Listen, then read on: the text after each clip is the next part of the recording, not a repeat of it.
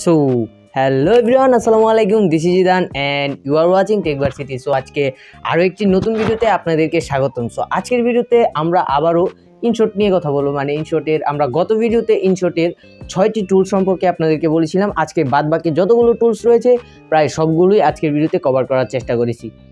So চলুন শুরু করি আজকের ভিডিও শুরু করার আগে বলে নিই, আপনি যদি চ্যানেল নতুন হয়ে থাকেন তাহলে অবশ্যই please the bell icon, hit the subscribe button. আর যদি অলরেডি সাবস্ক্রাইব করে থাকেন, thank you so much.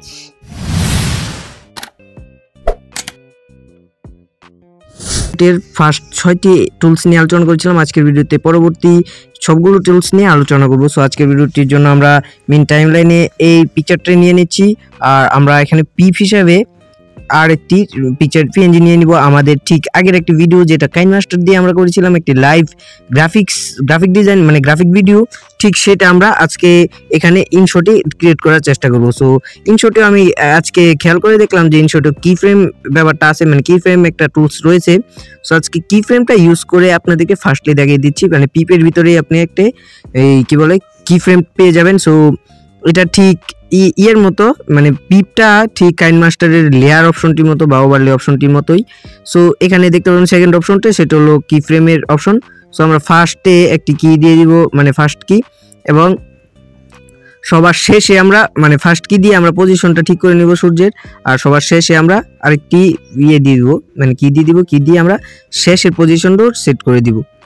So এখানে আরেকটি দারুণ মজার বিষয় হলো, আপনি যেই লেয়ারটাতে ক্লিক করবেন সেই লেয়ারটা আপনার উপরে চলে আসবে এবং বাকি সবগুলো লেয়ার নিচে চলে যাবে, যেটা কি বলে কাইনমাস্টারে আমি মিস করেছি আর কি। সো আপনারা দেখতে পাচ্ছেন কি ফ্রেমের ব্যাপারটা ঠিক কাইনমাস্টারের মতোই অনেক স্মুথ এবং খুবই দুর্দান্ত একটি জিনিস এটি। সো এই কি ফ্রেম ব্যাপারটা মানে কি ফ্রেম টুলসটা আজকে আমি ফার্স্ট ইনশটে আবিষ্কার করলাম। এর আগে আমি জানতাম না যে ইনশটেও কি ফ্রেম রয়েছে। সো আমরা বরং পরবর্তী টুলসে চলে যাই। সো এখানে পরবর্তী টুলসটি হলো পিকাট দিয়ে আপনি চাইলে যে ভিডিওটি আপনি মেইন ক্লিপে নিয়েছেন সেটি চাইলে কাটাকাটি করতে পারেন, ট্রিম করতে পারেন, আর যে কোনো কিছু করতে পারেন। তারপরে যে অপশনটি রয়েছে সেটা হলো স্প্লিটের অপশন। সো স্প্লিটের অপশন দিয়েও আপনি ঠিক একই কাজ করতে পারেন, এবং পরবর্তীতে রয়েছে ডিলিটের অপশন। সো আপনি চাইলে যে কোনো ক্লিপ এখান থেকে ডিলিট করতে পারেন। আর তারপরের অপশনটি হলো ব্যাকগ্রাউন্ডের। সো আপনি চাইলে আপনার ভিডিওর ব্যাকগ্রাউন্ড মানে যে কোনো ধরনের ব্যাকগ্রাউন্ড দিতে পারেন।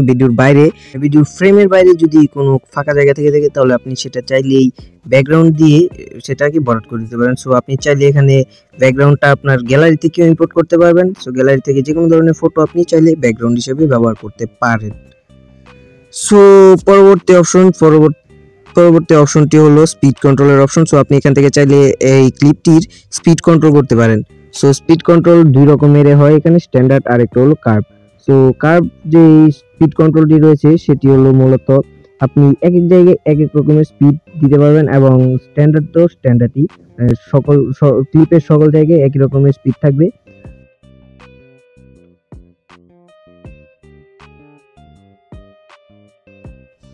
সো এবার পরবর্তী অপশনটি হলো ক্রপের অপশন। সো এখান থেকে চাইলে আপনি আপনার মেইন ক্লিপটা যে কোনোভাবে আপনি ক্রপ করে নিতে পারেন, ঠিক ফার্স্ট অপশনটার মতোই।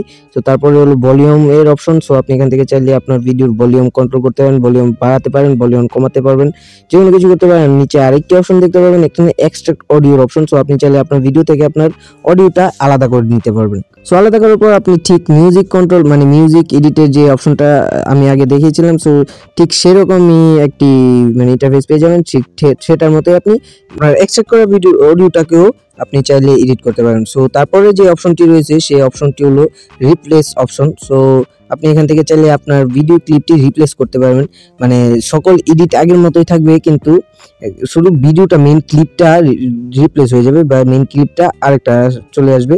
সো এখানে কি হবে যে ব্যাপারটা সবগুলো এডিট আপনি যতগুলো এডিট আগে করেছিলেন ঠিক সেরকম থাকবে, শুধু ক্লিপটা চেঞ্জ হয়ে যাবে। সো তারপরে অপশনটি হলো রিভার্সের অপশন, তারপরে duplicate. So rivers are duplicate নিয়ে বেশি কিছুই বলার নেই, আপনারা বুঝতে পারছেন সেগুলো দিয়ে কি হয়। সো রিভার্স দিয়ে আপনি ভিডিও চালিয়ে রিভার্স করতে পারেন। তারপরে যে অপশনটি রয়েছে সেটি হলো রোটেটের অপশন। সো আপনি এখান থেকে চাইলে আপনার ভিডিও যে কোনো দিকে ঘোরাতে পারবেন, মানে ডান বাম উপর নিচ যে কোনো দিকে। আর তারপর হলো ফ্লিপের অপশন। সো ফ্লিপের অপশন দিয়ে আপনি ডান এবং বামে ভিডিওটি একদম 360 ডিগ্রি ঘুরিয়ে নিতে পারবেন। সো তারপরে শেষ অপশনটি হলো ফ্রিজের অপশন। সো আপনি এখান থেকে চাইলে ভিডিওর যে কোনো অংশ বা যে কোনো ক্লিপ আপনি চাইলে ফ্রিজ করে রাখতে পারেন। ফ্রিজ করে আপনি সেটাকে আলাদা একটি ক্লিপ হিসাবে বা স্ক্রিনশটের মতো আলাদা একটি ক্লিপ হিসাবে আপনি চাইলে টাইমলাইনে যুক্ত করতে পারেন। সো এখানে ক্লিপ হিসাবে যুক্ত করার পর আপনি এটাকে চাইলে এডিট করতে পারেন। সো এগুলো ছিল ইনশট অ্যাপের সবগুলো টুলস।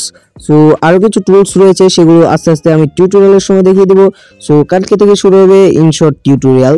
সো আজকে ইনশটের পিএইচডির ক্লাস এই পর্যন্তই, মানে টুলস চেনার ক্লাস। আশা করি ইনশটের টুলসগুলোর সাথে আপনাদেরকে পরিচয় করিয়ে দিতে পারছি আর আপনারা বুঝতে পারছেন কোনটার কাজ ঠিক কীরকম। সো ইনশাল্লাহ কালকে থেকে আমরা ভিডিও টিউটোরিয়াল দেওয়া শুরু করব আর আপনারা ততক্ষণ প্র্যাকটিস করতে থাকেন।